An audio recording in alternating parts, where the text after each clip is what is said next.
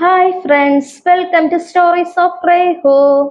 എന്തൊരു മഴയാ! വന്നതിന്റെ അന്ന് തന്നെ കൊള്ളാം. അവൻ ഫോണിൽ സംസാരിച്ചുകൊണ്ട് ബൈക്കിൽ നിന്നിറങ്ങി അകത്തേക്ക് ഓടിക്കയറി. സെക്യൂരിറ്റി അവനെ നോക്കി. ചേട്ടാ, ഫ്ലാറ്റ് 202 വാങ്ങിയത് ഞാനാ. അയാളുടെ നോട്ടം കണ്ട് അവൻ ചിരിയോടെ മുടി കുടഞ്ഞു പറഞ്ഞു. ആ, പുതിയ താമസക്കാരനാണല്ലേ? വന്നതിന്റെ അന്ന് തന്നെ മഴയാണല്ലോ മോനെ. തനിച്ചേ ഉള്ളോ? എന്താ, ജോലിയാണോ ഇവിടെ? അതെ, ലെക്ചറാണ്. നാട്ടിൽ ആദ്യമായിട്ടാ. ആ, എവിടെയായിരുന്നു മോനെ ഇത്രയും കൊല്ലം? അയാൾ മഴയിലേക്ക് നോക്കി ചോദിച്ചു. പപ്പയും അമ്മയും മരിച്ചതിന് ശേഷം പപ്പയുടെ അനിയന്റെ കൂടെ ആയിരുന്നു ദുബായിൽ. ഞാൻ 10ൽ പഠിക്കുമ്പോഴാ അവർ എന്നെ തനിച്ചാക്കി പോയത്. അവന്റെ മുഖത്തെ വേദന കണ്ട് അയാൾ ഒന്ന് നോക്കി, പിന്നെ മൂളി. എങ്കിൽ മോൻ ചെല്ല്. ഇനിയിപ്പോ മഴയുടെ അവധിയായിരിക്കും ഒരാഴ്ച. ഇവിടെ പെട്ടെന്ന് വെള്ളം കയറുന്ന ഇടമാണല്ലോ. അയാൾ അവനോട് പറഞ്ഞുകൊണ്ട് കുടയും എടുത്ത് പുറത്തേക്ക് നടന്നു.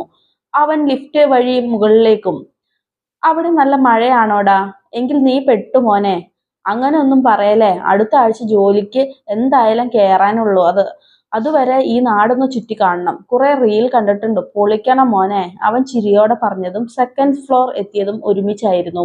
ഒരുവൾ അകത്തേക്ക് കയറി. അവൻ ശ്രദ്ധിക്കാതെ ഫോണിൽ ഫ്രണ്ടിനോട് സംസാരിച്ചു കൊണ്ടിരുന്നു. ഫ്ലോർ 4 എത്തിയതും അവളും അവനും ഇറങ്ങി. അവൻ റൂമിലേക്ക് കയറുമ്പോൾ വെറുതെ തിരിഞ്ഞു നോക്കി. അടുത്തുള്ള റൂം തുറന്നു നേരത്തെ കണ്ടവൾ കയറുന്നത് അവൻ കണ്ടു. എടാ, വന്നതും ഒരുത്തിയെ കണ്ടു. മുഖം കണ്ടില്ല, എങ്കിലും കൊള്ളാം. കൂട്ടുകാരനോട് സംസാരിച്ചുകൊണ്ട് അവൻ അകത്തേക്ക് കയറി ഡോർ അടച്ചു. എങ്കിൽ നീ അവിടെ സെറ്റ് ആക്കിയിട്ട് വിളിക്കടാ, ഇവിടെ പണിയുണ്ട്. കൂട്ടുകാരൻ വെച്ചതും അവൻ ഫോൺ ടേബിളിലേക്ക് വെച്ച് ചുറ്റും നോക്കി. 2 റൂമും ഒരു കിച്ചൺ, ലിവിംഗ്, ബാൽക്കണി അടങ്ങിയതാണ് ഫ്ലാറ്റ്. അവൻ ഒത്തിരി ഇഷ്ടമായി. അവൻ ബാഗിൽ നിന്നും ഫാമിലി ഫോട്ടോ എടുത്തു. പപ്പയും അമ്മയും അനിയത്തിയും അവനുമായിരുന്നു. അവൻ അതിലേക്ക് നോക്കി, പിന്നെ ചുമരിൽ തൂക്കി. അടുത്ത ഫോട്ടോ എടുത്തു. അത് പപ്പയുടെ അനിയനും ഭാര്യയും അവരുടെ കൂടെ നിൽക്കുന്ന അവനുമായിരുന്നു. അവൻ അതും ചുമരിൽ തൂക്കി. രണ്ടിലേക്കും നോക്കി. ഇന്ന് അവന് സ്വന്തമെന്ന് പറയാൻ കുറച്ച് സ്വത്തുക്കൾ അല്ലാതെ ഒന്നുമില്ല. അവൻ ടീ വെച്ച് കിച്ചണിലേക്ക് നടന്നു. കലക്കി. ഒരു സാധനവുമില്ലായിരുന്നു. അവൻ നടുവിൽ കൈകുത്തി നിന്നു. പിന്നെ റൂം ശരിയാക്കിയ ആളെ വിളിച്ചു. അയാളോട് എല്ലാം സെറ്റാക്കി വെക്കാൻ ഏൽപ്പിച്ചിട്ടാണ് ക്യാഷ് കൊടുത്തത്. എന്നാൽ അയാൾ ഫോൺ എടുത്തില്ലായിരുന്നു. പിന്നെ വിശപ്പ് അധികമായപ്പോൾ അവൻ സ്വിഗ്ഗിയിൽ നിന്ന് ഓർഡർ ചെയ്തു. ബാൽക്കണിയിൽ പോയി നിന്നപ്പോഴാണ് പുറത്തെ കാലാവസ്ഥ അവൻ ശ്രദ്ധിക്കുന്നത്. ആകെ ഇരുണ്ട ആകാശവും ആർത്തുലച്ച് പെയ്യുന്ന മഴയും. കാറ്റിൽ എവിടുന്നോ ഇലകൾ പറന്നു വന്നപ്പോഴാണ് അവൻ അടുത്ത ബാൽക്കണിയിലേക്ക് നോക്കിയത്. നിറയെ ചെടികൾ. പക്ഷെ കാറ്റ് കാരണം പലതും ഒടിഞ്ഞു തുടങ്ങി. പെട്ടെന്നൊരു പെണ്ണ് വന്ന് അതെല്ലാം നേരെ വെച്ച് ബാൽക്കണി അടയ്ക്കുന്നത് കണ്ട് അവൻ മുഖം വിടർന്നു. ഷോർട്സ് ആണ് വേഷം. മുടിയെല്ലാം ഉച്ചിയിൽ കെട്ടിവെച്ചിട്ടുണ്ട്. അവന്റെ നോട്ടം മുഴുവൻ അവളിലായിരുന്നുവെങ്കിലും അവളുടെ കണ്ണിന്റെ ചലനം ഒരിക്കലും അവന്റെ നേർക്ക് നീങ്ങിയില്ലെന്നതാണ് സത്യം. അവന്റെ ചുണ്ടിൽ ചെറു ചിരി വിരിഞ്ഞു. കേരളം എത്ര സുന്ദരമാണ്. അവന്റെ മനസ്സ് മന്ത്രിച്ചു. കുറച്ചു കഴിഞ്ഞ് ഓർഡർ ചെയ്ത ഫുഡ് വന്നതും അവൻ അത് വാങ്ങി കഴിക്കാൻ തുടങ്ങി. വാർത്തയിൽ 9 ജില്ലയ്ക്ക് റെഡ് അലേർട്ട് എന്ന് കണ്ടതും അവന്റെ കിളി പാറി. കാരണം ഒരെണ്ണം അവൻ നിൽക്കുന്ന ജില്ലയാണ്. നാശം. പണിയാവോ? ഒരു സാധനങ്ങളുമില്ല. നാളത്തേക്ക് വെച്ചാൽ പണി കിട്ടും. ഇപ്പോൾ തന്നെ പോയി വാങ്ങി വരാം എന്നവൻ ചിന്തിച്ച് വേഗം കീ എടുത്ത് ഡോർ പൂട്ടി ഇറങ്ങി. ഇതേ സമയം പലയിടത്തും വെള്ളം കുത്തിയൊഴുകി പോകാൻ തുടങ്ങി. ഡാമുകൾ തുറന്നു. എല്ലാവരിലും പേടി നിറഞ്ഞിരുന്നു. ഇതിനോടകം ആദ്യമായാണ് ഇങ്ങനെ. ഒരു ദിവസം കൊണ്ട് വെള്ളം പുതിയ പാതകൾ ഉണ്ടാക്കി തുടങ്ങി. പല റോഡുകളും വരമ്പുകളും എല്ലാം വെള്ളത്തിന്റെ കയ്യിലായി. സർക്കാർ പെട്ടെന്ന് തന്നെ കുടുങ്ങിക്കിടക്കുന്നവരെ മാറ്റി പാർപ്പിക്കാൻ തുടങ്ങി. എല്ലാവരോടും സുരക്ഷിത സ്ഥലങ്ങളിലേക്ക് പോകാൻ നിർദ്ദേശം നൽകി. സാധനങ്ങൾ വാങ്ങി വന്ന അവൻ റോഡിൽ നിറഞ്ഞ വെള്ളം കണ്ട് ഞെട്ടി. ഓ മൈ ഗോഡ്, ഡാം പൊട്ടിയോ? നാശം. അവന്റെ സംസാരം കേട്ട് അടുത്തു നിർത്തിയ ഓട്ടോക്കാരൻ അവനെ നോക്കി. പുഴ നിറഞ്ഞൊഴുകുന്നതാ. ഇതുവരെ നിറയാത്ത പുഴയാ. ആദ്യമായിട്ടാ ഇങ്ങനെ. ആ വഴിയിലൂടെ പോയാൽ നിനക്ക് പോകാനുള്ള ഇടത്തേക്ക് പോകാം. ഇതിലെ പോയാൽ ഇങ്ങോട്ടെത്തില്ല. അയാൾ പറഞ്ഞുകൊണ്ട് റിവേഴ്സ് എടുത്ത് പോയതും അവൻ സംശയത്തോടെ നോക്കി. അതിന് ഇയാൾക്കറിയോ ഞാൻ എങ്ങോട്ടാ പോകേണ്ടതെന്ന്? അല്ല, എന്നോട് അതിലെ പോകാൻ പറഞ്ഞു. ഇയാളെന്താ അങ്ങോട്ട് പോകുന്നേ? ഇതിലെന്താ ഒറിജിനൽ വഴി? അവൻ പല്ലുരുമ്മി ചുറ്റും നോക്കി. വരുന്നവരൊക്കെ തിരിച്ചു പോകുന്നത് കണ്ട് അവനും ബൈക്ക് തിരിച്ചു.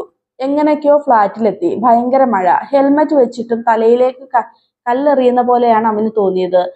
അവൻ സാധനങ്ങൾ എടുത്ത് ലിഫ്റ്റിൽ കയറി. റൂമിന്റെ ഫ്ലോർ എത്തി ഇറങ്ങിയപ്പോൾ നേരത്തെ കണ്ട പെണ്ണ് ഫോണിൽ നോക്കി നടന്നു വരുന്നത് അവൻ കണ്ടു. അവന്റെ ചുണ്ടിൽ ഒരു ചിരി വിരിഞ്ഞു. കക്ഷി ഫുൾ ടൈം ഫോണിലാണല്ലോ. മുഖം ഉയർത്തുന്നതേ ഇല്ല. എക്സ്ക്യൂസ് മീ, അവൻ പതിയെ വിളിച്ചു. അവളുടെ കാലുകൾ നിശ്ചലമായി. അവൾ അവനെ തിരിഞ്ഞു നോക്കി. അവളുടെ മുഖം കണ്ട് അവന്റെ കണ്ണുകൾ തിളങ്ങി. വാവ്, അവൻ അറിയാതെ പറഞ്ഞു. അവന്റെ അന്താളിച്ചുള്ള നിൽപ്പ് കണ്ട് അവളുടെ കണ്ണുകൾ കൂർത്തു. ഹലോ. അവൾ കൈ ഉയർത്തി കാണിച്ചപ്പോഴാണ് അവൻ ബോധത്തിലേക്ക് വന്നത്. റെയർ കണ്ണാണല്ലോ തന്റെ. Ash colour. ഞാൻ ആദ്യമായിട്ടാ നേരിൽ കാണുന്നത്. ലെൻസ് ഒന്നുമല്ലല്ലോ. അവൾ അവനെ മൊത്തത്തിലൊന്ന് നോക്കി. പിന്നെ അല്ലെന്ന് മൊളി. I am Rahul. അവളുടെ പേരെന്ന പോലെ അവൻ അവളെ നോക്കി ചിരിച്ചു. എന്തിനാ വിളിച്ചത്? എന്നാൽ അവൾ പേര് പറയാതെ വിഷയം മാറ്റി. അവൾ ചോദിച്ചപ്പോൾ അവൻ കയ്യിലെ സാധനങ്ങൾ കാണിച്ചു. അവൾ അവനെ മനസ്സിലാവാതെ നോക്കി. ഒന്ന് സഹായിക്കടോ. ഒന്നുമില്ലേലും തന്റെ അയൽവാസിയല്ലേ. അവൾ അവനെ നോക്കി അവന്റെ കയ്യിൽ നിന്നും ഒരു കവർ വാങ്ങി അടുത്ത് കണ്ട പ്ലേസിൽ വെച്ചു. അവനെ നോക്കി. കയ്യിലുള്ളത് റൂമിൽ കൊണ്ടുപോയി വെച്ചിട്ട് ഇത് വന്ന് എടുത്താൽ മതി. എനിക്ക് തിരക്കുണ്ട്. അവൾ ഗൗരവത്തിൽ പറഞ്ഞു പോയതും അവൻ പല്ലു കടിച്ചു. ദുഷ്ട. ഇത്രയും ചാട പാടില്ല. അവൻ പിറുപിറുത്തു. അതെല്ലാം എടുത്ത് ഫ്ലാറ്റിൽ കയറി. അന്ന് രാത്രി കഴിയുമ്പോൾ നാടാകെ വെള്ളത്തിൽ മുങ്ങിയിരുന്നു. വണ്ടി എടുത്ത് പോകാൻ പറ്റാത്ത വിധം റോഡിൽ വെള്ളം കയറി. പല താഴ്ന്ന പ്രദേശങ്ങളും വെള്ളത്തിനടിയിൽ പെട്ടു. രാവിലെ എഴുന്നേറ്റ് വാർത്ത വെച്ച രാഹുൽ ഇതെല്ലാം കണ്ട് കിളി പാറി നിന്നു. ഓരോരുത്തരുടെയും കരച്ചിലും നിലവിളിയും എല്ലാം കേട്ട് അവന്റെ കണ്ണ് നിറഞ്ഞു. അവൻ അവർക്ക് വേണ്ടി പ്രാർത്ഥിച്ച് ഡോർ തുറന്നു. ചുമ്മാ നോക്കി. പിന്നെ അകത്തേക്ക് തന്നെ കയറി.